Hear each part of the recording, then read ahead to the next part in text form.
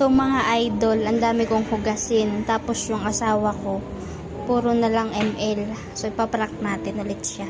Dito may isahan na natin.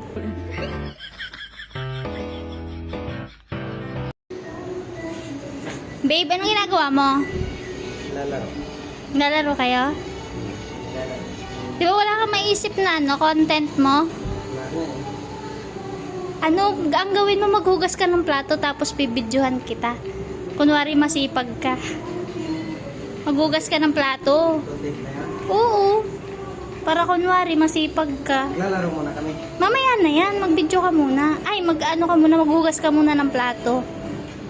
Sige, sige. I-cancel mo muna yan. Mamaya na kay Tisoy maglaro ah. Paghuhugasin ko muna ng plato.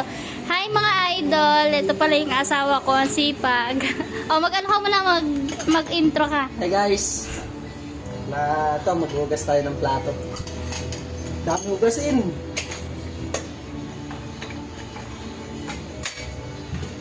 Hirap pa, walang tubig mga idol. Ito, nagigib lang tayo sa puso. Sige, maghugas tayo ngayon.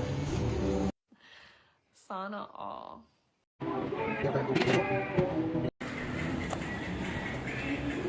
Babe, Ah. ito pa. Ang dami naman, dadalawa lang tayo kumakain. Tampak nga ating hugasin. Parang ako ipang content ka. Kaya ganyan yan. Ah, wari ko pagkanto ng ganito hindi na ako magbablog.